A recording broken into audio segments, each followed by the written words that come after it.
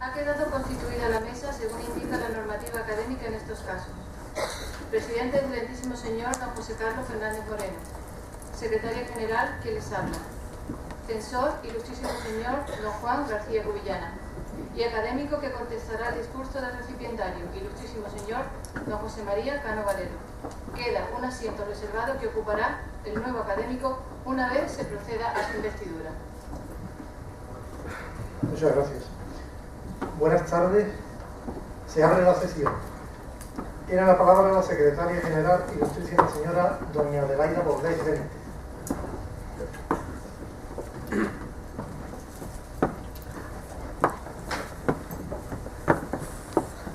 Como marca la ley para las corporaciones de derecho público dependientes de las comunidades autónomas, tras la correspondiente publicación de convocatoria y anuncio número 34.068 del Boletín Oficial de la Junta de Andalucía, número 109 de mayo de 2012 de una plaza vacante de académico de número, en la Asamblea General Extraordinaria recogida en el acta número 268 y celebrada el 19 de junio de 2013, a propuesta de la Junta de Gobierno y tras la lectura del currículum y expediente de méritos, se acordó el nombramiento como académico electo en la clase de número y en la rama de artes del señor don Juan Antonio Lobato García, doctor en Medicina y Cirugía. Una vez comunicado el acuerdo, se le trasladó el plazo de que disponía según el artículo 11 de los estatutos para pronunciar su discurso de ingreso y toma de posesión. Posteriormente quedó programado el acto para el día 23 de mayo de 2014, con el título Picasso y Matisse juegan en mi jardín, que será dictado en junta pública y solemne, en solemne discurso que según establece el artículo 22 de los estatutos, y que cuenta con el visto bueno del censor de la Academia, el ilustrísimo señor don Juan García Cubillana. El doctor Lobato García estudió bachillerato en el Liceo del Sagrado Corazón de San Fernando. Posteriormente se licenció en Medicina y Cirugía en Cádiz con 20 matrículas de honor y sobresaliente en la reválida. Es premio nacional al mejor becario del Patronato de Igualdad de Oportunidades. Ingresó en el Cuerpo de Sanidad de la Armada. Es especialista en pediatría cuya residencia realizó en el Hospital Virgen Macarena de Sevilla, donde obtuvo la calificación de sobresaliente cum laude. Realizó la primera tesis doctoral sobre odontopediatría realizada por un pediatra en España. Es especialista en estomatología por la Universidad Complutense de Madrid y por el Centro Europeo de Ortodoncia de Madrid. También jefe de Servicio de Pediatría Policlínica Naval de Madrid, jefe de Sanidad de los buques Galicia y Portaeronaves de Ádalo, de la base naval de Rota y estomatólogo del Hospital Naval de San Carlos, luego Hospital General de la Defensa. Durante 15 años fue pionero en la dedicación exclusiva a la odontología infantil en la práctica privada al integrar sus dos especialidades. Actualmente es jefe de la Unidad de Estomatología y Odontología de la Jefatura de Apoyo Sanitario a la Bahía de Cádiz. Sus publicaciones están recogidas en revistas nacionales y extranjeras de pediatría y odontopediatría. Ha asistido a numerosos congresos, mesas redondas y conferencias de sus especialidades. En su faceta artística como pintor expresionista, abstracto y autodidacta, destacan sus muchas exposiciones en centros, instituciones y colecciones privadas. Es director de la Galería de Arte GH40 de nuestra ciudad, con más de 40 exposiciones desde 2005, fomentando el conocimiento de pintores noveles y consagrados. En 3 ocasiones ha asistido a la Feria Arco de Madrid. Y por último destacamos la organización del concurso de pintura Joven Picasso con carácter bianual. Contestará al recipientario el académico de número, ilustrísimo señor don José María Cano Valero, de lo cual como secretaria doy fe con el visto bueno del señor presidente.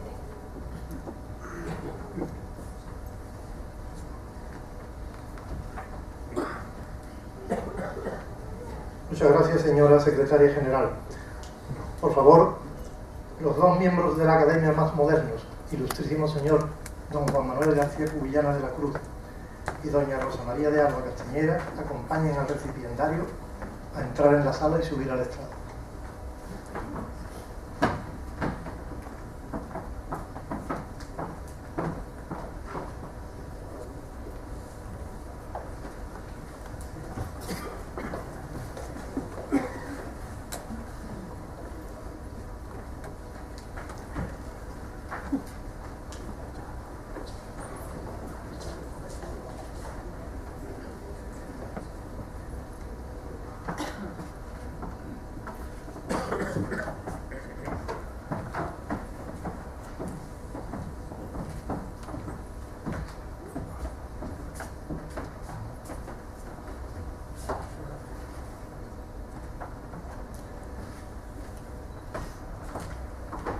Tiene la palabra don Juan Antonio Lobato García para pronunciar su discurso de toma de posesión de una plaza de académico de número en la rama de artes bajo el título Picasso y Matisse juegan en mi jardín.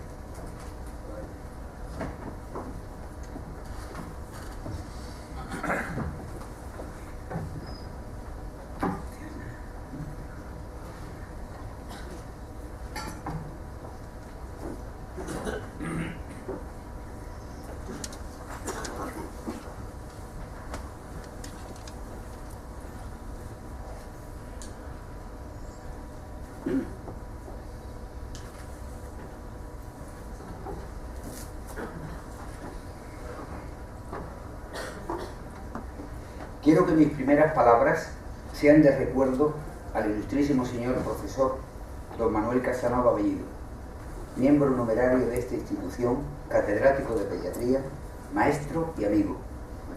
Todos los que amamos a los niños lo tendremos siempre en el recuerdo. Descanse en paz.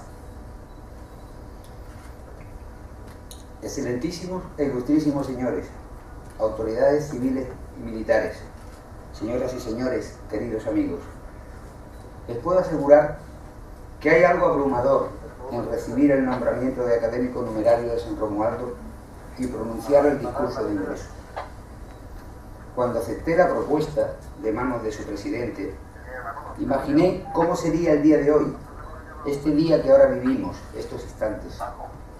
Y junto a la inmensa alegría que un acto así supone, debo confesarles que prefiero hacerle una endodoncia a un pequeño déspota de pantalón corto, como hago normalmente a estas horas todos los días, a tener que pronunciar un discurso.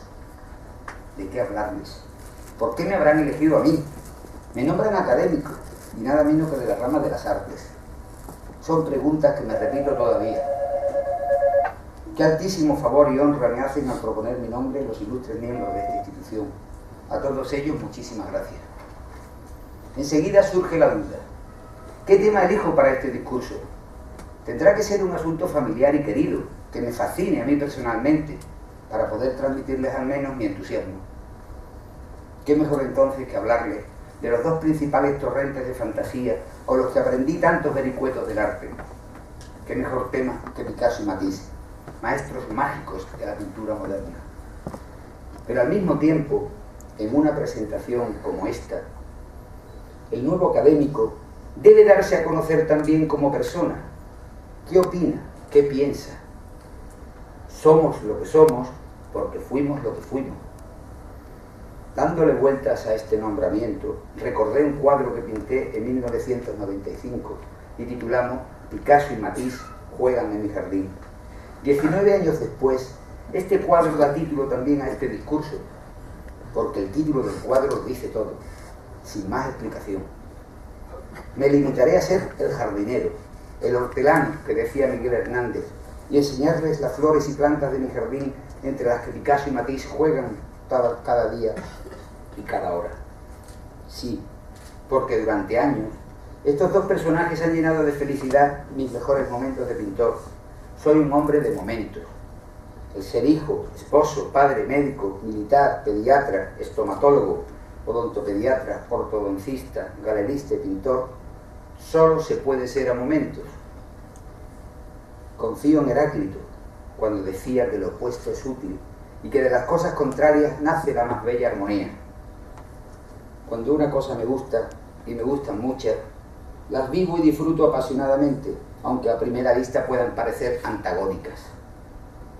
La verdad es que yo soy un apasionado de la pintura. Aunque si un extraterrestre bajase del espacio y contemplara este acto, no comprendería seguramente por qué mi nombramiento en la academia obedece a la rama de artes y no a la de ciencias, a la medicina, a la que llevo dedicándole la mayor parte de mi vida con miles de pacientes entre mis dedos. Pero como diría el propio Ortega y Gasset, aficionado es lo mejor que se puede ser en la vida. Qué gran verdad en el mundo de la pintura.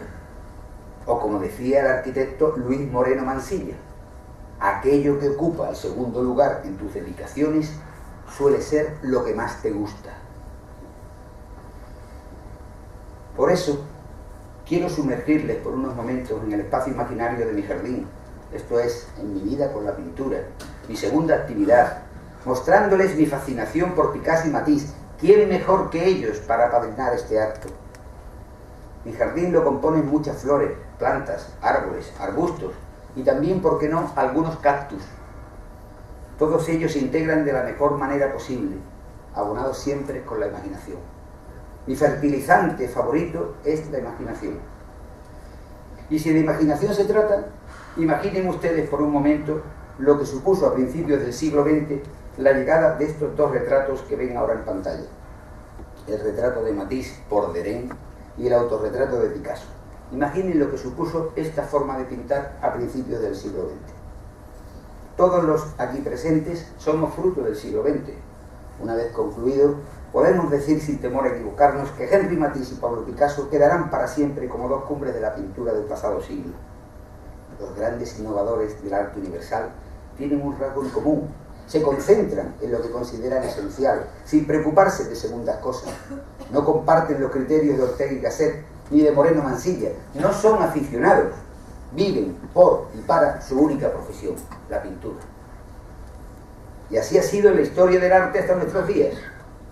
El desconcierto que provocan las primeras obras del Greco hacen desconfiar a Felipe II de encargarles la pintura del Escorial. Pero el mundo no se acaba si a Felipe II no le gustan tus cuadros. El Greco, triste y abatido, eso sí, se fue a Toledo y de allí a la inmortalidad. Felipe II se equivocó, porque el Greco sería después ensalzado como uno de los pintores que mejor encarna la singularidad española. Señoras y señores, ¿por qué hablarles del Greco en mi conferencia sobre Picasso y Matisse? No es solo para conmemorar el 400 aniversario de su fallecimiento, sino para mostrarles que de la pintura contemporánea arrastra desde muy antiguo.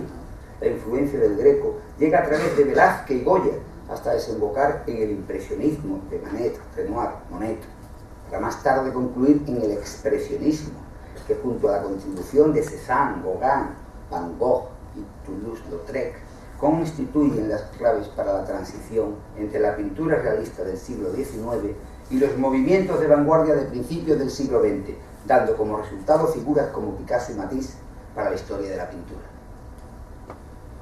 Repasaremos unos datos biográficos de estos dos personajes por separado antes de llegar al encuentro entre ambos. Pablo Picasso nace en Málaga el 25 de octubre de 1881 en el seno de una familia burguesa.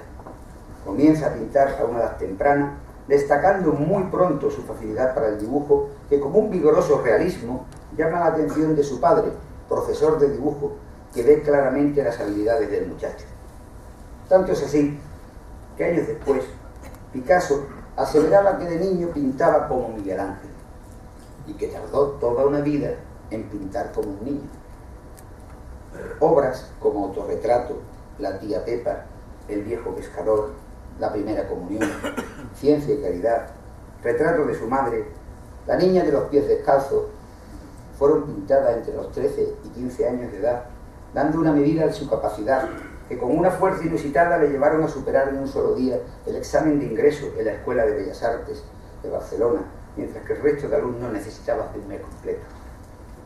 Pero muy pronto el mundo de la pintura de escuela, el de la pintura académica, se le queda pequeño. Como recoge John Richardson en su biografía, a Picasso desde niño lo que le caracterizó fue su afán de destacar por encima de los demás y comerse el mundo, llegar a convertirse en el número uno, sí o sí. Como lo demuestra este cuadro titulado La vida, uno de los más importantes y complejos lienzos de su época azul, considerado el trabajo más importante de este periodo. La obra es de un simbolismo sultante, sujeta a múltiples interpretaciones, sobre las cuales el artista no se pronunciaba nunca. Picasso no hacía literatura con sus cuadros, hablaban por sí mismos. De hecho, los títulos nunca los ponía él. Decía Picasso: si la inspiración existe, que me coja trabajando. Yo no busco, sino encuentro. Sin esfuerzo, el talento importa poco. Frases para la historia que definen a las claras una forma de ser y de pensar. Efectivamente, Picasso estaba absolutamente obsesionado por el trabajo. Su excelencia no la basaba en el expediente académico, sino en la búsqueda de la confianza en sí mismo como pintor, unido a un afán de búsqueda sin descanso. A los 20 años deja España y se traslada a París, al barrio de Montmartre, donde rompe con su vida anterior y con su pintura anterior. Comienza el denominado periodo azul. En el famoso estudio del Bateau Lavoir, un edificio que le servía al mismo tiempo de vivienda y estudio junto a otros pintores, como Isidro Nonell, su obra se impregna del ambiente bohemio y sentimental. Prostitutas, mendigos, ciegos, perdedores de todo tipo llenan sus lienzos en esta época. Picasso manifiesta una intensa soledad en sus personajes, los aísla en un entorno impreciso, con un casi exclusivo uso del color azul, lo que le da nombre a dicho periodo. El alargamiento de la figura recuerda al estilo del Greco, bajo las influencias de Toulouse-Lautrec. Le seguiría después el denominado periodo rosa. Este cambio radical en la paleta de colores de Picasso coincide con la llegada a su vida de Fernand Olivier, la primera de un interminable carrusel de mujeres que recorrerán toda su vida y dotan a su obra de una carga erótica y sensual. El periodo rosa está también íntimamente relacionado con el mundo del circo. La dureza de la vida de los saltimbanquis y trapecistas aporta un nuevo lirismo a sus cuadros. En esta época todo se distingue por el color pastel. Sus tonos cálidos no abandonan nunca las líneas suaves y las figuras alargadas que siguen recordando su admiración por el Greco.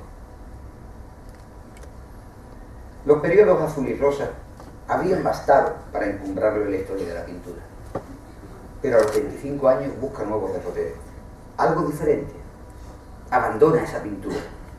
Se deja influir por el arte primitivo, africano e ibérico que muestran los museos de París, abocando su obra a un cambio sustancial que rompe con el azul y rosa para siempre.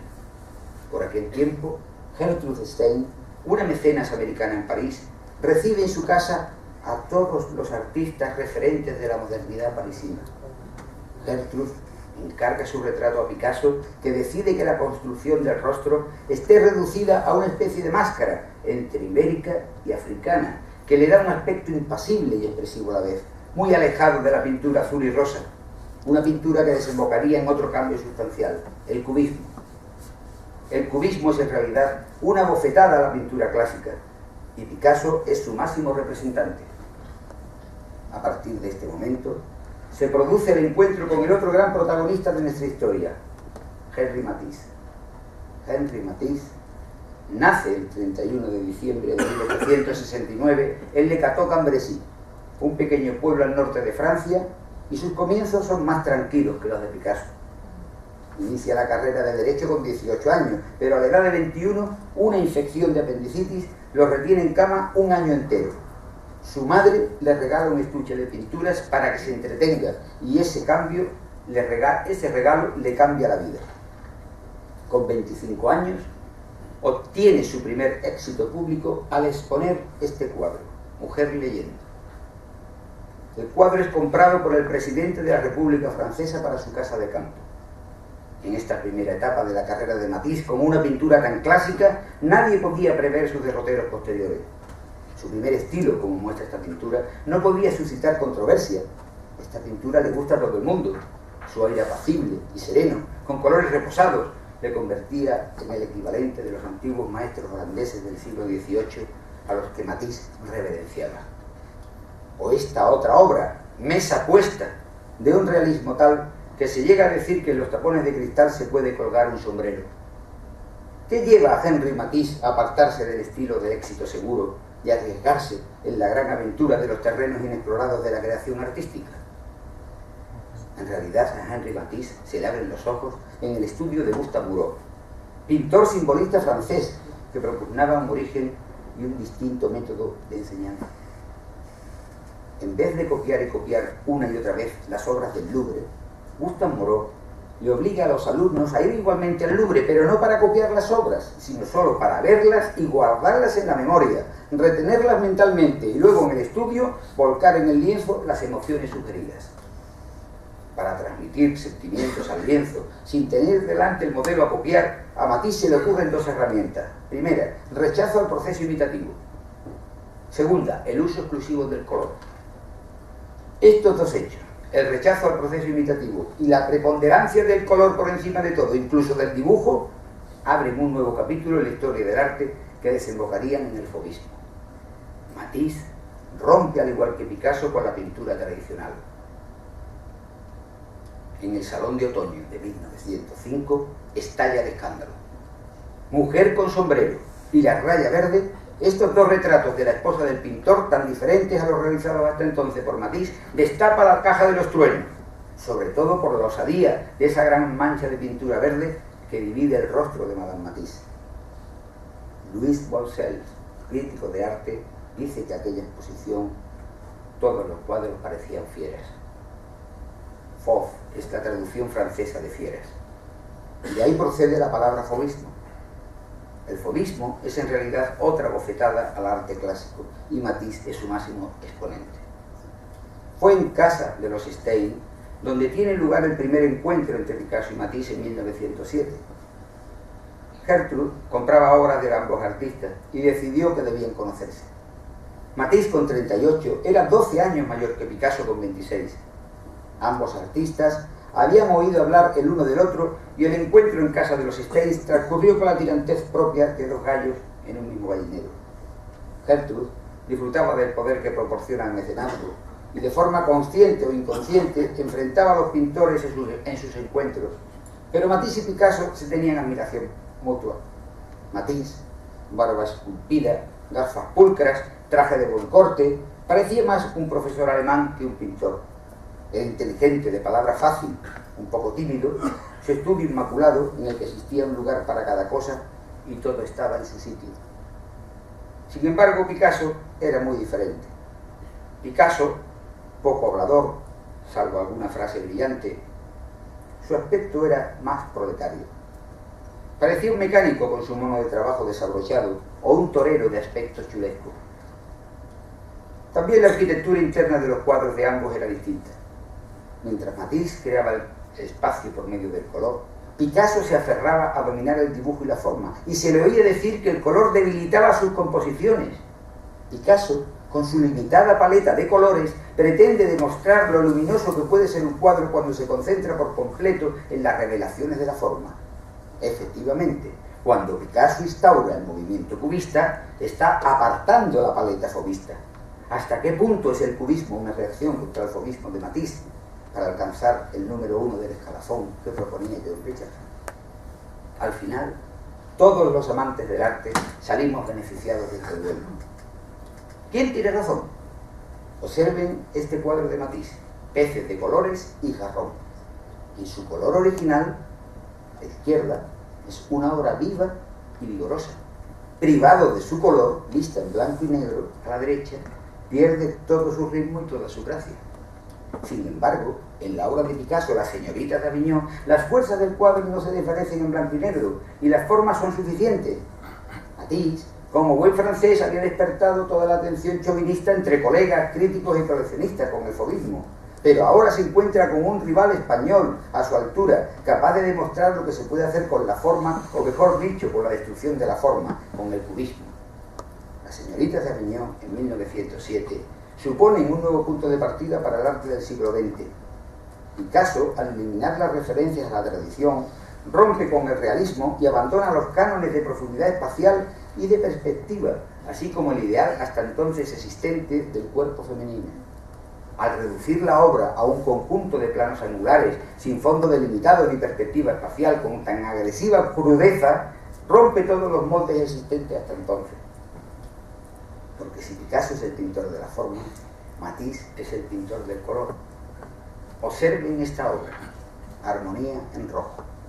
En ella Matisse persigue por encima de todo la expresión, y esa expresión no reside en la pasión que muestra un rostro o un movimiento violento como se hace Picasso. Se encuentra, por el contrario, en toda la distribución del cuadro, en el lugar que ocupa cada elemento, en la composición, las proporciones.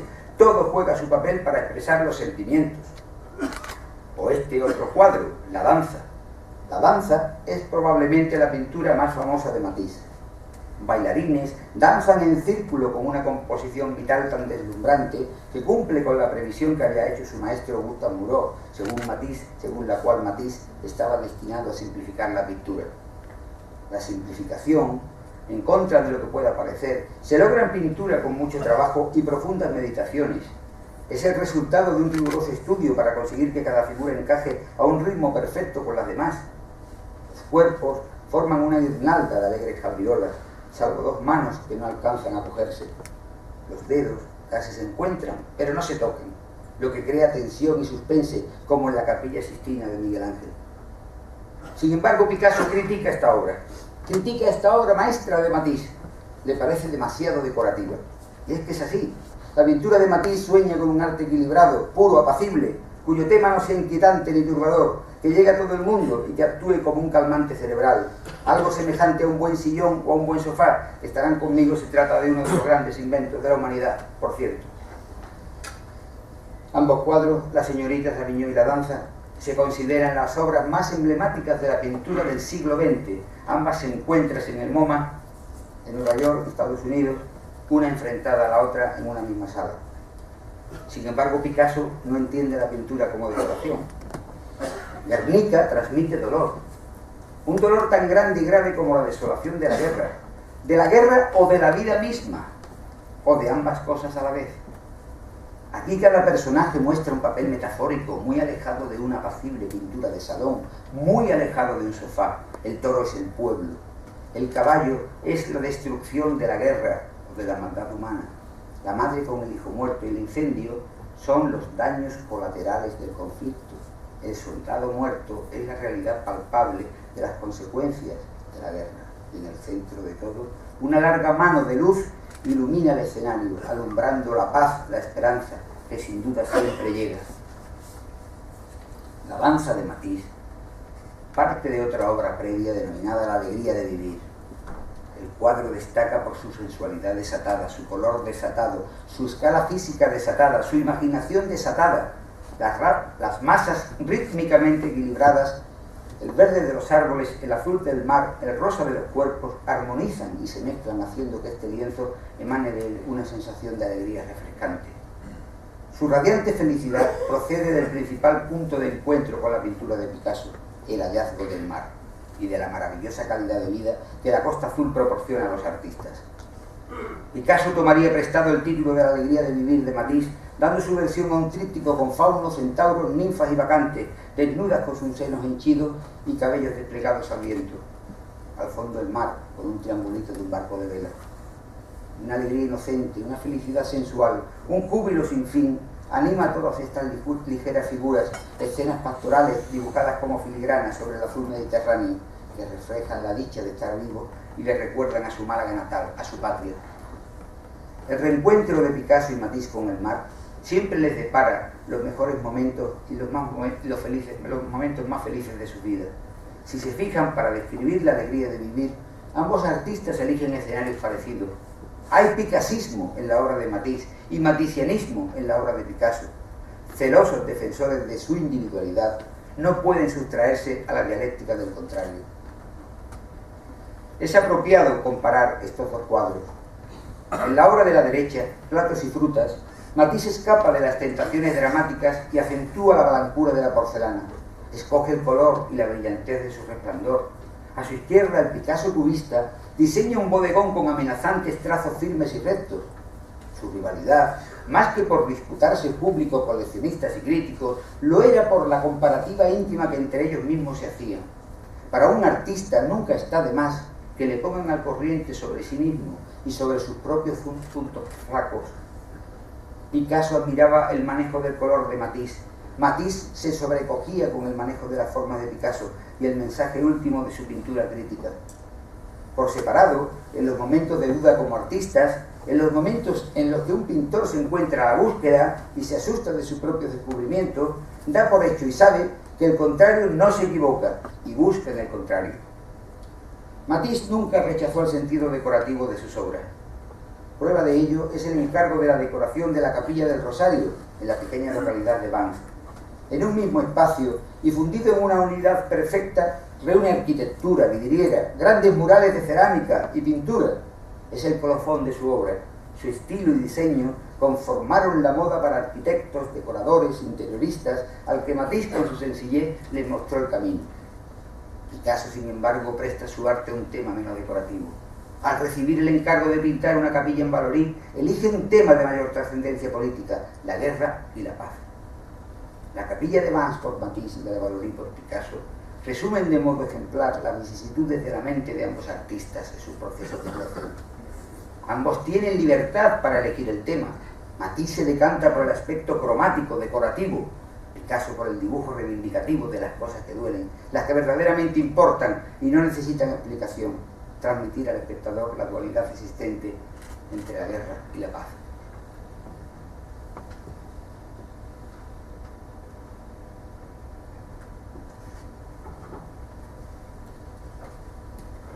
Igual ocurre con el tema del pintor y la modelo, otro asunto compartido. Para Matisse, la mujer desnuda en un interior plantea el conflicto pero inalcanzable por medios prácticos. Un elegantísimo dibujo de ejecución clásica describe con claridad la curvilínea figura, sorprende a la modelo relajada en el momento de descansar entre los bastidores. El trazo enérgico de la ejecución, la austeridad absoluta de las líneas y la perfecta precisión dan a estos dibujos una cualidad monumental. Para Picasso, el pintor y la modelo es también un tema inagotable, sobre el que volverán frecuentemente, presentándolo en cada momento bajo un prisma diferente. El enfrentamiento entre ambos personajes, mujer que posa y hombre que pinta, parece constituir a lo largo de su vida un argumento con personalidad propia. Al final de sus vidas, ambos artistas trabajan de manera frenética, obsesiva, como queriendo atrapar todas las ideas que acuden a su mente, sin descanso, con una velocidad aún mayor de la que son capaces. Comparten ambos el interés por el significado del desnudo femenino, la más eterna de las proposiciones de la historia del arte, en la pintura, en la escultura, la fotografía, la cerámica. Las series del pintor y la modelo engarzan con la idea de transmitir el erotismo platónico o real, de poseer a la mujer retratada, y que ello trasciende verdaderamente al espectador y a la tela. En el fondo solo existe el amor. Los últimos años de su vida, Matisse los pasa en el Hotel Regina de Niza, ayudado por su inseparable Lidia, enfermera, modelo, secretaria y amante. Atendía todas sus necesidades. El pintor, prácticamente impedido para caminar y con una visión cercana defectuosa, se vale de un largo pincel para seguir pintando desde la cama, acostado en las paredes de su apartamento. Llega un momento en el que la dificultad para manejar lápices y pinceles la suple con el recortado, y así, casi sin darse cuenta, Matisse abre otro gran capítulo en la historia del arte, sus papier collé o papeles recortados. Sus diseños a tijera han dado otra dimensión al arte del siglo XX. El arte se convierte para ellos en el medio vital. No consideran la pintura como un trabajo, sino como una necesidad, semejante a comer o respirar, y mucho menos como un recreo o una distracción. Sin pintar no merece la pena vivir. Una prueba de ello es que ambos pintores hasta el final de sus vidas pintan a diario, y a diario trabajan ajenos a la palabra jubilación. Evidentemente esa pasión por el trabajo, ese no perder un minuto, implica un sacrificio inmenso a no estar dispuesto a gastar su tiempo como el común de los mortales. Buscar la soledad del estudio les convierte en seres egoístas y neurotizados a los ojos de los demás. Pero es que las obras de arte no son siempre de una infinita soledad. Siempre he defendido que la obra de arte empieza y acaba en ella misma, y que el sonido interior que produzca a quien primero debe satisfacer es a su creador, antes que a nadie. Ahí radica la diferencia entre el pintor que imita la vida física y el pintor creador de vida pictórica. Esta es la diferencia estética entre imitación y creación. Pablo Picasso y Henri Matisse logran que su vida se identifique con el siglo en el que vivieron. Por su inquietud e hiperactividad, dejaron un legado ingente en la historia universal del arte, como diría Eugenio Dors. Bienaventurados los inquietos, porque solo a ellos les está reservada la paz perpetua.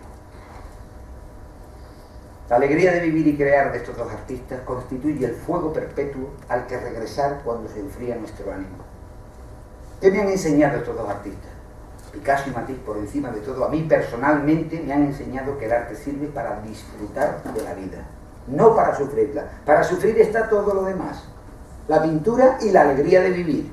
El arte es para disfrutar, no para sufrir. El arte es para disfrutarlo. Desgraciadamente, frente a esta certeza descubrimos otra: la falta de ética, la frivolidad, el mercantilismo, en el que los mercaderes especulan de una forma ajena al propósito inicial del artista, y lo que es peor, pasa a un segundo lugar el disfrute de la obra, que es para lo que fue concebida. Hoy día el primer lugar lo ocupa el valor de la firma, o lo que es peor, utilizar el nombre del artista con lucro para sus herederos como reclamo publicitario, por ejemplo, para vender coches. O lo que es todavía peor, poner el cuadro Guernica como telón de fondo de los manifiestos de la organización terrorista ETA.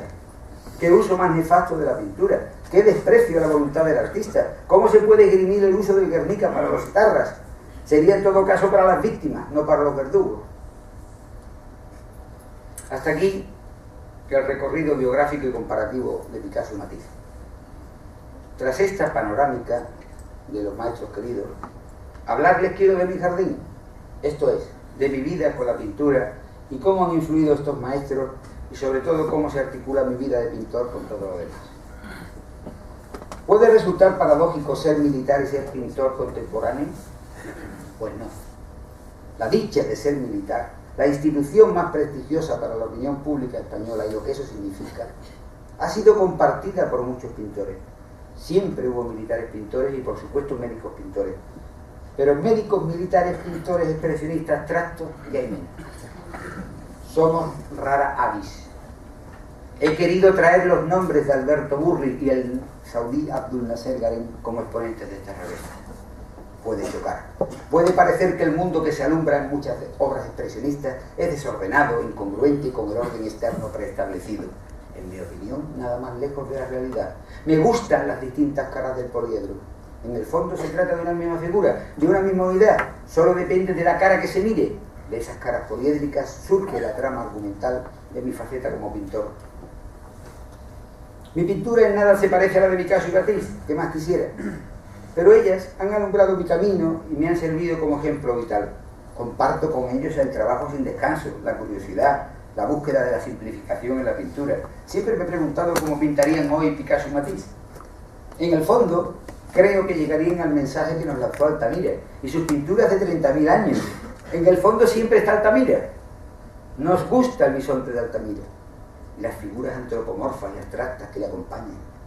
Nos gustan esas pinturas en el fondo de una cueva, hechas por gente que sin saberlo eran también amantes del arte y que nos dejaron ese hilo de Ariadna del que tiramos todos los pintores, Picasso y Matisse incluido, y que nos lleva directamente a la imaginación. Vean este cuadro. Cualquier objeto tiene un doble efecto. Se trata de un cubo de plástico donde los dentistas guardamos escayola. Si en lugar de tirarlo a la basura, recortamos el fondo a pocos centímetros de la base, separamos el asa y abrimos por la mitad las paredes, se construye algo parecido a un péndulo. Es mi homenaje al péndulo de Foucault. Se crea algo nuevo, capaz de producir un sonido interior propio, autosuficiente e independiente del sentido inicial de un cubo de plástico. Una vez que el espectador está en armonía con esa dualidad, cualquier objeto es capaz de reverberación. La imaginación artística puede aparecer en los lugares más inesperados, a veces los más humildes y arcaicos. Para transmitir resonancia interior, el artista debe desarrollar no solo sus ojos, sino también la fuente inagotable de su imaginación. Como decía antes, me gusta el bisonte de Altamira, pero también me gusta el soporte de roca en el que está dibujado, sus anfractuosidades, sus manchas terrosas ocres y óxidos que forman, en mi opinión, un verdadero poema que te indica el camino. Porque evidentemente no hay otra clave fuera de la poesía. Dibujos y colores, líneas y formas riman y se incitan unas a otras, como en un poema. Para eso no hacen falta muchas palabras. A veces, en 2 o 3 versos, hay más poesía que en un poema muy largo. El expresionismo abstracto, como diría mi admirado amigo Antonio Vela, permite un safari visual por el color y las formas, por los accidentes de la pintura, por su sorpresa y su intemporabilidad. De ahí el parentesco de esta pintura con el arte primitivo, con Altamira, sin más lenguaje que el contemplativo, utilizando para ello la distribución de los elementos del cuadro, los vacíos, las proporciones. Me dejo desbordar por la pintura, me dejo llevar por el resultado del encuentro entre el medio y los pigmentos, porque entiendo que la pintura es eso, una manifestación personal e intransferible de ti mismo a través de los materiales y de los pigmentos, porque en el fondo siempre estás tú y tu infinita soledad en el estudio, en el silencio, observando cómo brota tu imaginación en el espacio bidimensional de un cuadro, hasta obtener esa imagen que exprese tu propio lenguaje, tu propia armonía en la forma, en la proporción, en el número, todo ello bajo la influencia del color. En arte, Se tiene una especial predilección por un medio. Por eso me gusta más la palabra pintor que artista. Me ocurre igual con la palabra cultura. La pintura para un pintor es algo más que cultura.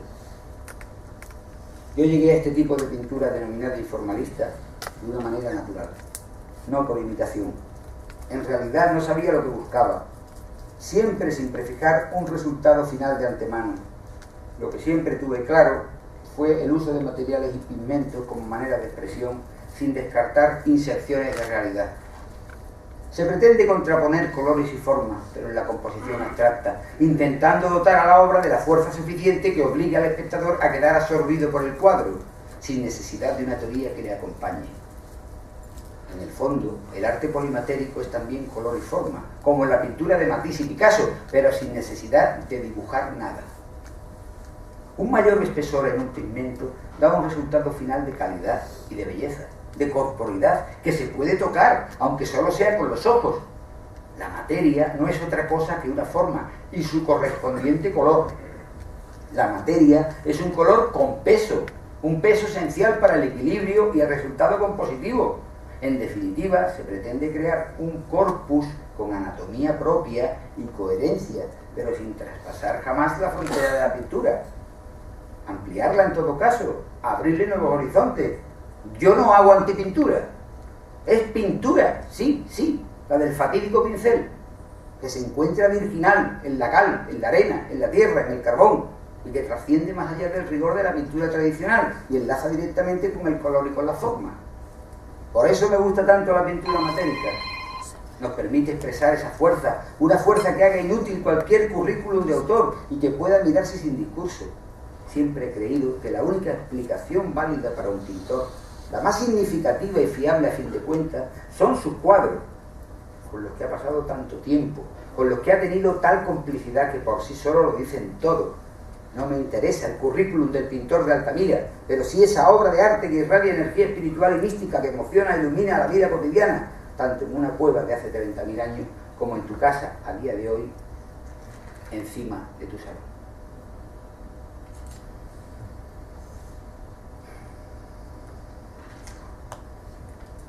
Y por encima de todo, inundándolo todo, el mar. El mar, el lugar donde los sueños se hacen realidad, donde el anhelo de su inalcanzable belleza nos hace pintarlo e interpretarlo una y otra vez, viendo cómo su inmensidad se derrama y escapa entre los dedos, como los pacientes de los que hablaba al principio. En la actualidad trabajo en la transformación del expresionismo matérico abrupto en una expresión más plana, de espacios más abiertos. La llegada a nuestra vida del espacio Santipetri supuso, y lo comparo siempre humildemente, claro, a lo que supondría en Picasso y Matisse el reencuentro con el Mediterráneo, han conformado y supuesto un nuevo capítulo en mi pintura. Los espacios abiertos, el horizonte, la arena del Santipetri, permiten una pintura menos matérica, más lisa, más luminosa, pero igualmente íntima y personal, como me enseñó el gran acuarelista José María Cortés, con el que comparto la pasión por el arte. Santipetri, su entorno, su deslumbrante belleza, su fuerza atlántica, ciclópea, hercúlea, han sido factores decisivos en mi vida de pintor. La dimensión infinita del mar y la luz azul ampliaron el horizonte de mi pintura, enriqueciendo sus tierras ocres y negras con los azules añiles y las tierras barrosianas. Allí se aparecen los faunos, los centauros y las ninfas, verdaderas musas de la alegría de vivir que nos enseñó Picasso. Llega la hora de acabar este discurso. Algunos años después de abandonar el hogar de los padres y hermanos para crear el tuyo propio, te das cuenta de que las cosas, aun teniéndolas delante, pasaban desapercibidas. La clave que se te impregna en los huesos sin cura ni remedio son dos. La primera, el agradecimiento, y la segunda, la generosidad. Ya es hora de rendir homenaje a esa generación de padres que vivieron años difíciles, años de plomo, de hambre y de miedo, porque apartados de todo aquello que no fuera lucha, trabajo y sacrificio, sacaban sus familias adelante, trabajando de sol a sol, todos los días de la semana, los sábados, los domingos, los veranos, los inviernos, fiestas de guardar, solicitando becas de estudio para sus hijos, sin protestar. Realizando sus tareas diarias de forma anónima y callada, como la fiel infantería. Ajenos a los devenires políticos de la época, solo vivían con el aliento de un futuro mejor para sus hijos, un futuro mejor que el suyo. Y lo consiguieron, ya lo creo. Y nos inculcaron la ley del esfuerzo y que las cosas se consiguen por merecimiento y para merecerlo hay que trabajarlo. A pesar de la humildad del escenario, mis padres rodearon su hogar siempre de dos cosas: libros y objetos de arte. La mayoría de las veces sin mucho criterio, pero eso sí, siempre comprados a plazo. No había exposición en San Fernando que mi padre no adquiriese un cuadro. Pepiño, Fernando Vela, Silva, Piernagorda, Ventura Camino, Usero, cuelgan todavía de las paredes de mi casa. Los pagaba poco a poco y, aprovechando algún santo cumpleaños, sacaba el cuadro de su escondrijo y así obviaba la crítica de mi madre por el dispendio. Igual hicieron con los libros. Suscrito al círculo de lectores, recibíamos en casa casi todos los meses 1 o 2 libros de los más distintos temas. Te acostumbras a convivir con esos objetos de arte y sabiduría, y una vez que aprendes a jugar, es decir, a educarte con ellos, descubres que pueden tener una fuerza tan poderosa que la vocación nace al conjuro de todas ellas. Y es que no puedo olvidar que mi vocación de médico nace principalmente de la lectura de la biografía de Pasteur, leída en un libro que me regaló mi primo Juanma en un cumpleaños, y luego el feroz ejemplo de su padre, mi querido tío Juan, que a lo largo de su vida nos demostró que bastaba solo su presencia para curar. Luego, años más tarde, en mi formación como pediatra, tuve ocasión de constatar su maestría, al comprobar cuánto tiempo, cuántos medios y cuánta gente se necesitaba para llegar a las mismas conclusiones que él había llegado con su gran experiencia y su pragmatismo en un momento. Dicen que me parezco mucho a él. ¿Qué más quisiera yo? En una ocasión mi padre, que era muy observador y un buen dibujante, hizo una caricatura de todos los miembros de la familia. Curiosamente situó a todos mirando hacia el mismo lado, excepto a mi tío Juan y a mí mismo, que nos situó mirando hacia el otro. ¿Por qué será? Tal vez porque somos inconformistas y un poco protectones, en definitiva, los cactus de jardín. Esto hay que decirlo porque no se pueden olvidar los orígenes de las cosas y cómo los pequeños detalles y los gestos acaban finalmente convirtiéndose en la base de todas las grandes pasiones de tu vida. Llegados a este punto, debo expresar mi agradecimiento a la Academia. La entrada en San Romualdo me fue generosamente ofrecida por el académico doctor Ramón O'Doherty hace ya algunos años. Este personaje singular con el que la ciudad y los que le conocimos siempre mantendremos una deuda de gratitud, vio en mí a un futuro pintor. Con 15 años me encargó esta obra, que fue mi primer lienzo al óleo.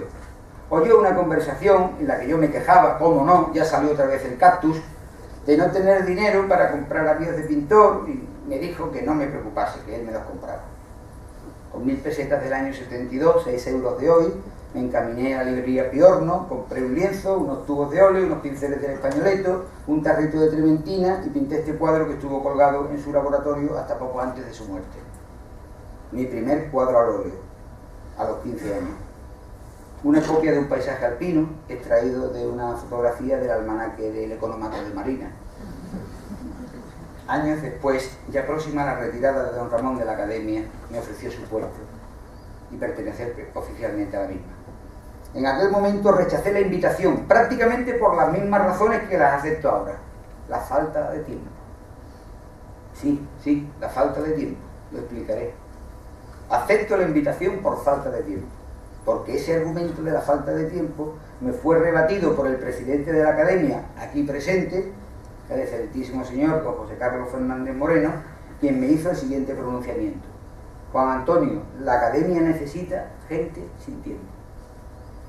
Ese argumento además vino refrendado por la presencia del hijo y nieto de Juan García Guerrero, mi abuelo, por lo que ya quedé cautivo y desarmado. Siempre admiré a las personas capaces de hacer muchas cosas y cosas bien hechas con pocos medios y con poco tiempo. Qué gran verdad es que se hacen más cosas y mejor cuando se quiere que cuando se puede, y lo que se ve desde fuera de la Academia es eso, una gran cantidad de actividades llevadas a cabo con un empeño grande y poquísima ayuda exterior. Y es que con la que está cayendo, puede pensarse que el bien cultural tiene difícil acomodo en los presupuestos públicos. A pesar de todo, una vez abierto el curso académico, rara es la semana que no recibo ese sobre color sepia que anuncia una nueva actividad de la Academia, una conferencia, un concierto, una exposición, cuando no varios actos juntos, meritorio, memorable. Pero ¿cuál es el mensaje principal que les quiero transmitir?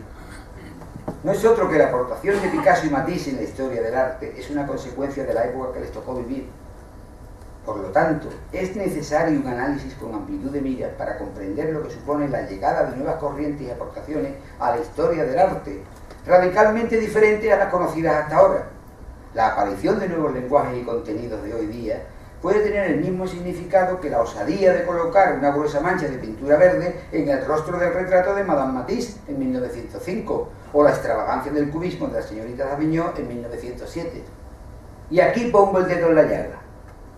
Considero que una academia es un auténtico foro de debate y desde luego mi aportación y participación en ella será lo más abierta posible, alejado de posturas anquilosadas propugnadas por un viejo academicismo excluyente.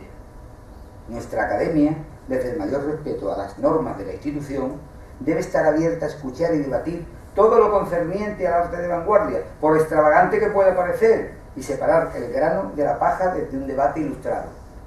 Discernir las imposiciones del todo vale, que a menudo imponen las modas, porque todo no vale. Se ha vendido mucho humo por parte de mercaderes del arte, como bien dice Urréjola. Nos han querido hacer comulgar con tomaduras de pelo que están pagando las consecuencias al no haberse basado su propaganda en una exigente selección crítica. La academia también debe ser el escenario de recuperación de grandes olvidados y desaparecidos, Prieto Santos, Hernández Omedes, Torres Bru, Lolo Pavón, Fermín Salinas, por ejemplo. Valga como referencia el rescate del arte románico para la modernidad, muchos siglos después de haberse declarado como un arte muerto incluso por la propia Iglesia. Fue Francis Picabia, un antiacademicista convencido, cofundador del movimiento dadaísta, quien recuperó para la contemporaneidad el arte románico. Y es que el sentido peyorativo de la palabra academicismo, al referirse al modo clásico de entender la pintura, yo lo veo trasnochado. Hay que ser muy miopes para pensar que en el interior de una academia solo existen ideas anquilosadas o trasnochadas. Sin duda que las habrá, pero también deben admitirse los nuevos modos de concebir y ver el arte. El arte actual, como el paso de la historia nos ha enseñado. En ese ánimo acepto este nombramiento académico. Hay que ser muy miopes para pensar que en el interior de una academia solo existen ideas anquilosadas o trasnochadas. Sin duda que las habrá. Pero también deben admitirse los nuevos modos de concebir y ver el arte. El arte actual, como he dicho, que la historia nos ha enseñado a ver. Aceptar un puesto académico numerario es ciertamente una gran responsabilidad. Siempre me he sentido muy a gusto contemplando el arte desde dentro como pintor, que hasta hace poco lo veía ciertamente incompatible con ser académico. Abro pues una nueva cara al poliedro de mi vida del que les hablaba al principio. Y como tal debo darme a conocer desde el primer día. Considero importante transparentar el pensamiento y manifestar públicamente mi opinión personal sobre el papel que la academia debe desempeñar en la sociedad. Y para ello dos cuestiones. Primera, ¿cómo se ve nuestra academia desde fuera? Hay distintas opiniones al respecto. Para la mayoría de los ciudadanos es una auténtica desconocida. Hay quienes pueden pensar que es un lugar para élites intelectuales, donde de manera endogámica se escuchan unos académicos a otros. Otros pueden verla como un lugar desde el que proyectarse a otros escenarios. Solo para la minoría restante es ciertamente un verdadero referente cultural para la ciudad. Y la segunda pregunta es, ¿cómo se ve la sociedad que nos rodea desde nuestra academia? A esta pregunta doy una respuesta personal, no colegiada, puesto que acabo de llegar, pero lo que veo no me gusta. Nuestra sociedad aparece entregada a las nuevas formas de dirigismo cultural, nacidos de los poderes mediáticos, públicos y privados, con sus intereses, su partidismo y su fomento excesivo del ocio alienante que idiotizan y aborregan a amplios grupos de población. Veo una sociedad anclada en el pasado, con muy pocas ganas de situarse en el siglo XXI, una sociedad que cuando andrae varado en el fango no lucha por salir del atolladero, sino que espera y espera y espera a que todo se arregle solo. Aquí mejor que en ningún lado es la patria de Camarón. Sabemos que Camarón que se duerme se lo lleva a la corriente. ¿Qué puede hacer la academia? Puede hacer muchas cosas, y las está haciendo ya. Ser faro de referencia para las artes, las ciencias y las letras, con un nivel y rigor por encima de ninguna duda. Debemos ser muy autoexigentes con los niveles de calidad en todos los ámbitos de actuación, lo cual exige un detallado análisis de competencias y de objetivos que manifiesten a las claras normas y procedimientos, así como propiciar el debate cualificado de los temas y materias a tratar. Propongo desde aquí una periódica revisión de todos estos puntos, un verdadero comité de calidad y de autoexigencia para estar siempre a la altura de las circunstancias. La academia puede ser el empujón que necesita esa barca medio hundida que pinta nuestro querido amigo Ángel Torres Aleu, para desatascarla del marasmo cultural imperante. Como académico de las ramas de las artes, quiero dejar un último mensaje. El arte es para disfrutarlo, hecho por artistas para los amantes del arte, no para los mercaderes. ¿Qué poder misterioso guarda una obra de arte? Es sin duda algo semejante al de nuestro cante hondo, al de nuestro flamenco, al duende, que cuando lo contemplamos se nos sube por todo el cuerpo desde la planta de los pies. Quiero que mis últimas palabras sean para Lale. Lale, mi esposa, la madre de nuestros dos queridos hijos, mi compañera, mi socia, mi amiga, la mujer de mi vida, capaz por sí sola de llenar todas las caras del poliedro, la que me aguanta a diario. Ni en mis mejores sueños soñé nunca encontrar una persona así para recorrer juntos el río de la vida. Mi más sincera y contumaz crítica de arte, con su sencillez. Lale nunca necesitó escribirme 20 poemas de amor ni ninguna canción desesperada para enseñarme a descubrir cosas como que el amanecer es también la aurora de Rosa Cerdero. Mi único afán es no defraudarla nunca, como a todos ustedes. Muchas gracias.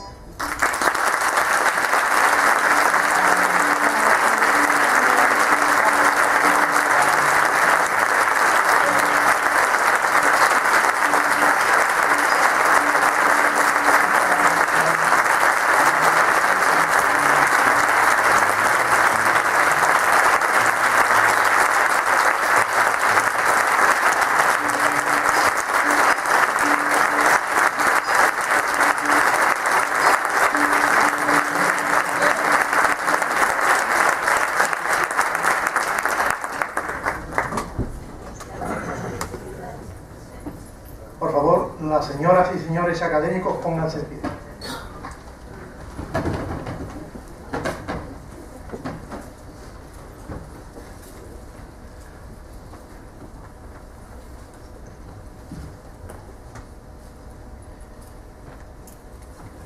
Prometéis observar los estatutos, el reglamento y acuerdos de esta academia, honrarla siempre, mirando por su mayor lustre y esplendor, y cumplir fielmente todas las obligaciones de académico?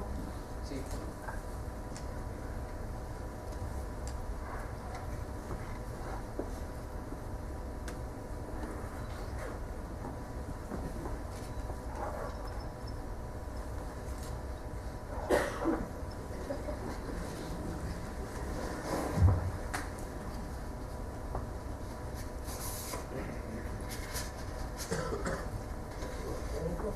Enhorabuena y bienvenido a la Academia.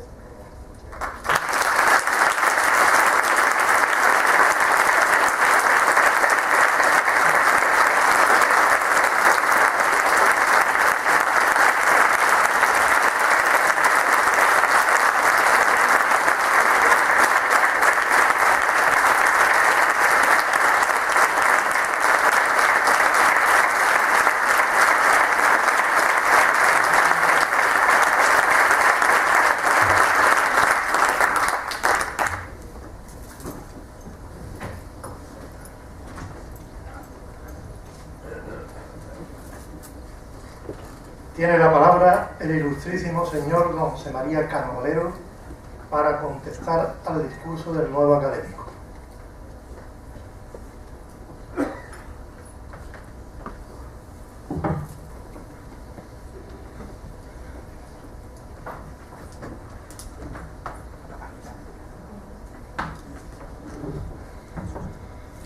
Buenas noches.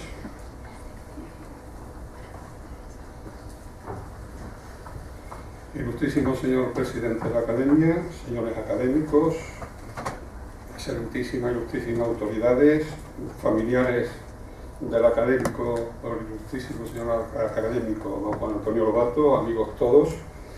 Yo estoy muy agradecido, Juan Antonio, por haberme concedido el honor de contestar a su excelente conferencia. Yo ahora mismo prácticamente me deja casi sin palabras, porque poco hay que decir y que contestar a su conferencia. Pero bueno, yo además no me considero un artista, por lo que seguramente no voy a estar a su altura. Y aunque yo he cursado estudios de arquitectura, soy arquitecto, que históricamente se ha considerado que es una de las bellas artes, no me he dedicado a esta profesión de la arquitectura desde un punto de vista artístico, sino que más bien a su ámbito meramente profesional. Pero el estudio de la misma y posterior desarrollo de esta actividad me ha convertido en un enamorado del arte, no solo de la pintura, sino de todas las manifestaciones conocidas del mismo. La exposición que ha hecho Juan Antonio me ha llevado a hacer dos reflexiones sobre el arte y la sociedad actual, y que ellas parten simplemente de lo que ha sido el título. Ya no me meto en la conferencia en profundidad porque yo creo que poca contestación tiene. Picasso y Matisse juegan en mi jardín. La primera, indudablemente, sobre Picasso y Matisse, que, como ha demostrado Juan Antonio, fueron indudablemente los dos grandes pintores del siglo XX. Y con ellos el arte tomó otra dimensión totalmente diferente, superando la barrera de la realidad y buscando otro ideal de belleza.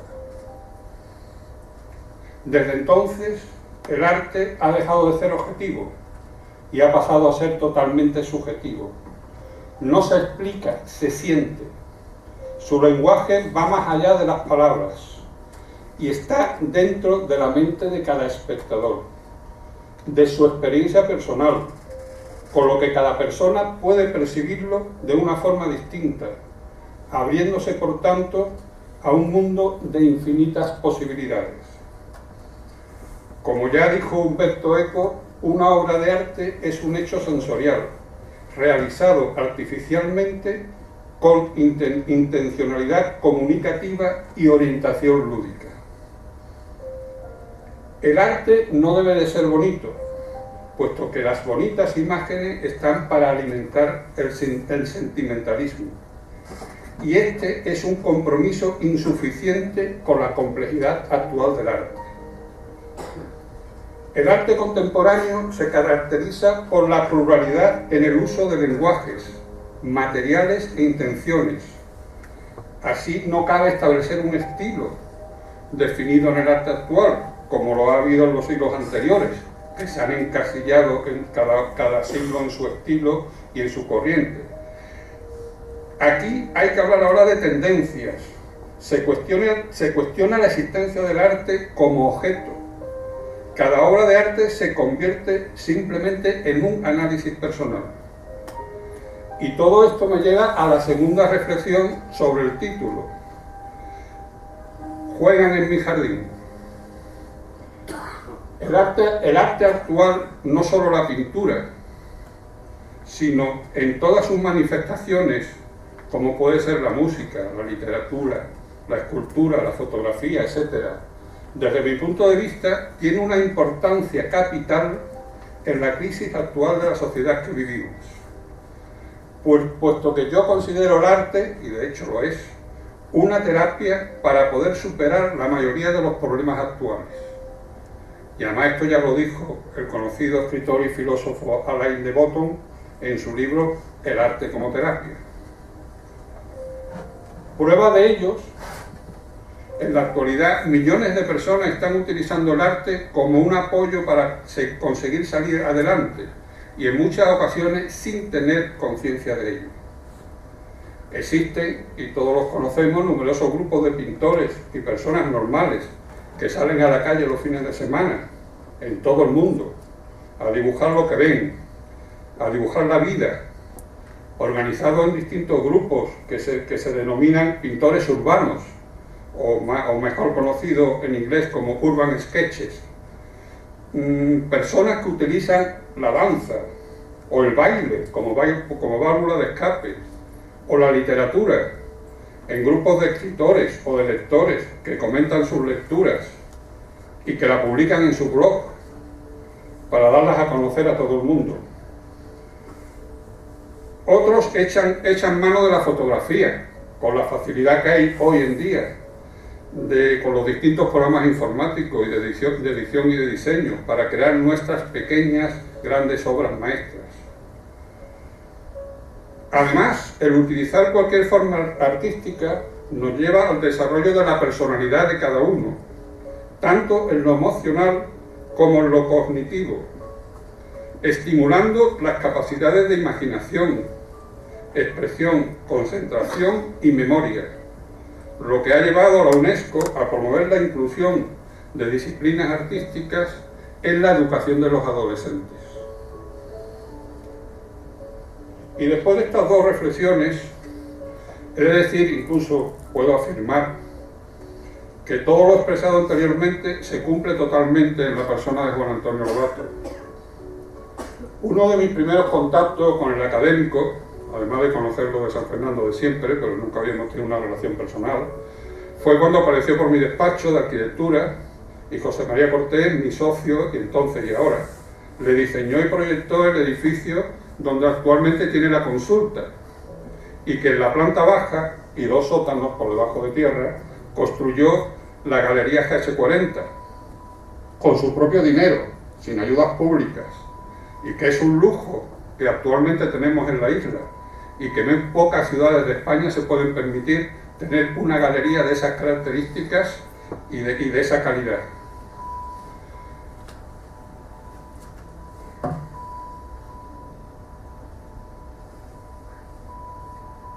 Él, Juan Antonio, isleño hasta la médula, especialista en pediatría y estomatología y coronel médico, como ya sabéis, es hermano mayor de una familia con 5 hermanos, con abuelos de ideas republicanas, que ya sabemos lo que eso significaba en la década de los 50 y 60, que tuvo que estudiar con becas del Estado, como ya dijo, y que tuvo que construirse incluso una pequeña habitación en la escalera de su casa, con unas dimensiones de 1,80 por 1 metro, o sea, prácticamente casi no se cabía, para poder estudiar.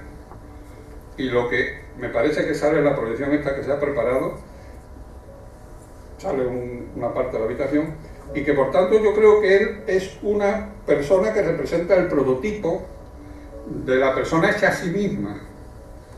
Como él como persona es inquieto, entusiasta, emprendedor, autodidacta, estudioso, y cultiva muchas facetas de la cultura.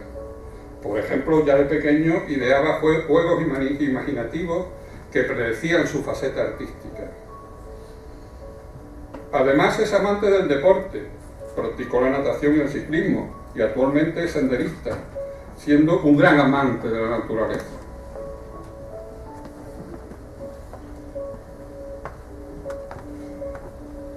Su faceta artística ha pasado, como en la historia de la pintura, desde el más puro realismo al expresionismo abstracto de sus últimas pinturas. Podemos estar admirando algunas en los vídeos que estamos proyectando y en su proyección, ¿no? Se ha preocupado de buscar nuevas formas de expresión, llegando a utilizar en su última obra artística todos los materiales que encuentra a su alrededor, por ejemplo, desechos del mar, piedras, trozos de madera que encontramos en las excursiones por la sierra y que alguna vez me ha tocado transportar, incluso libros, telas, incluso trozos de vela del buque de Juan Sebastián Elcano. Todo eso lo utiliza en su obra expresionista. Él, indudablemente, es un gran mecenas del arte. Ha costeado con sus fondos, como ya he dicho antes, la construcción de un magnífico edificio de diseño moderno para exposiciones de arte y la ha puesto a disposición de la ciudad. Y en esto, para mí, se parece al arquetipo del hombre griego, preconizado por Platón, que intenta devolver a la sociedad los recursos que la sociedad, ha invertido en su formación. Y en cuanto al aspecto lúdico del arte, no le basta con la galería, sino que sale a la calle, patrocinando y organizando cada 2 años un concurso de pintura denominado El Joven Picasso, de gran aceptación popular, conocido por todos porque sale en todos los medios de comunicación, y que con él pretende impulsar la faceta creativa de los niños, al objeto de que el arte, base importantísima de la cultura, les ayude a crear una sociedad mejor. Y para terminar, hemos preparado una pequeña sorpresa a Juan Antonio, que nos mostrará una faceta íntima de su personalidad. Nada más.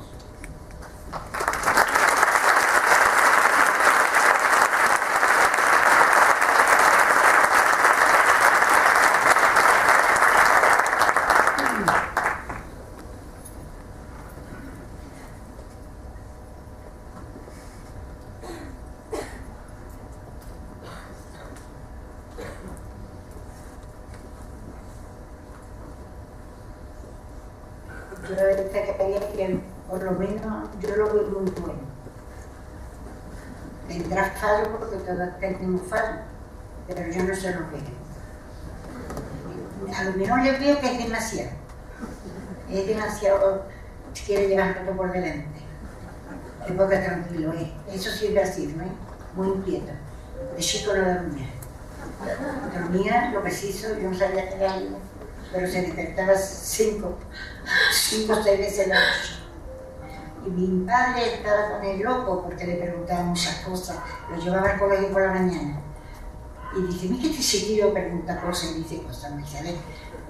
Entonces pasaba por los hermanitos y un hermanito que le estaba en el liceo lo paró y le dice, vamos a ver, ¿tú qué sabes tanto, chiquillo? ¿Para qué sirven los árboles? Dice, para que se den los perros. Él siempre tenía la afición de pintar, porque yo tengo ahí el cuarto último que le pusimos una pizarra. Y él pintaba ahí con tiza, pero un día pintó un tren. Y cuando yo lo vi, digo, uy, ¿esto qué era eso? Y dije, oh mamá, yo lo hice. Y estaba el tren graciosísimo. Y claro que desde entonces mismo se fue entusiasmando y le gustaba mucho pintar. Tenía un caballete y pintaba estas cosas. Pero vamos, sin darle importancia, o sea, no era un sobresaliente.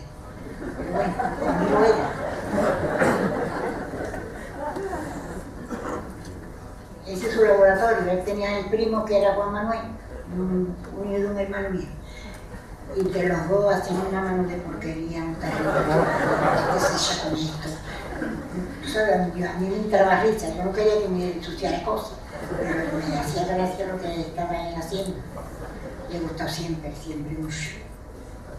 Mi padre, la cosa de las personas mayores, ponía radio, bueno, entonces no teníamos televisión, ponía radio, o hablaba de una visita y mi madre hablaba con ellos, pero él no podía estudiar así, entonces se hizo el cuarto arriba.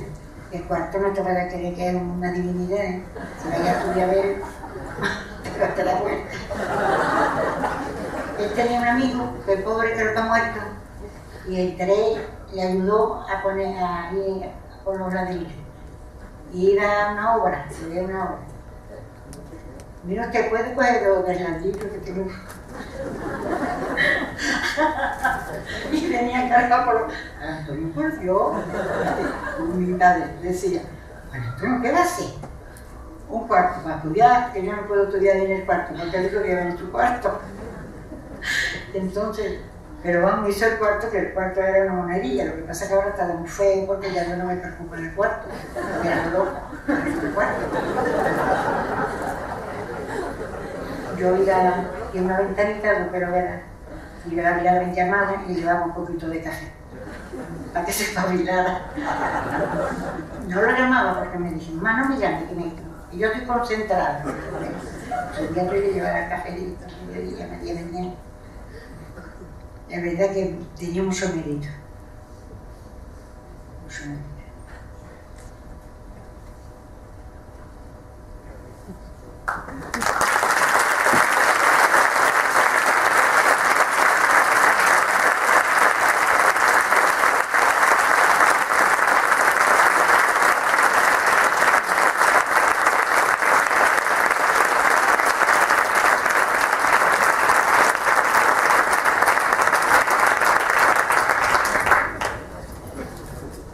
Muchas gracias, don José María Carlos. Vale, voy a quitar.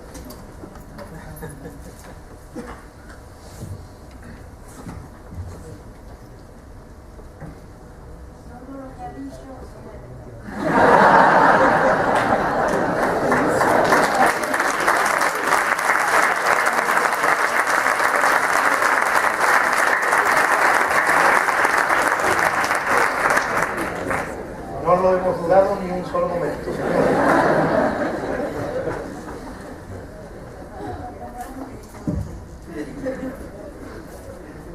Esta tarde hemos tenido la satisfacción de sumar a los valores intelectuales y humanos de la Real Academia de San Romualdo la figura destacadísima del ilustrísimo señor don Juan Antonio Lobato García, proclamado académico hace unos instantes. Sin duda, su trayectoria lo hacía más que merecedor desde hace mucho tiempo de ser integrado en nuestra corporación académica.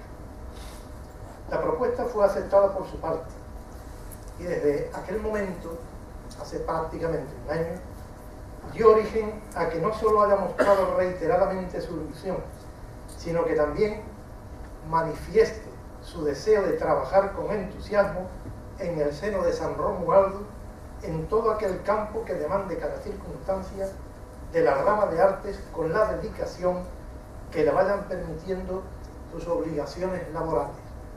De hecho, en este sentido, él ya tiene sus proyectos a corto plazo.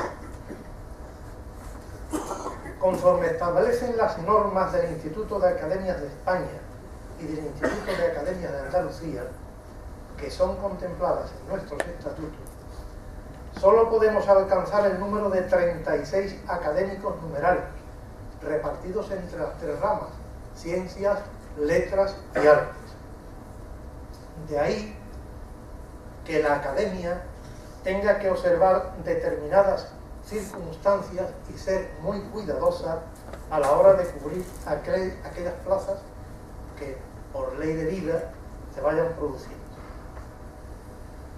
En el doctor don Juan Antonio Lobato concurren sobresalientes valores intelectuales, artísticos y humanos, que vienen, por un lado, a enriquecer a la academia y, por otro, a concedernos a cada uno de nosotros la satisfacción de contar con su compañía, trato, exquisitez y sabiduría.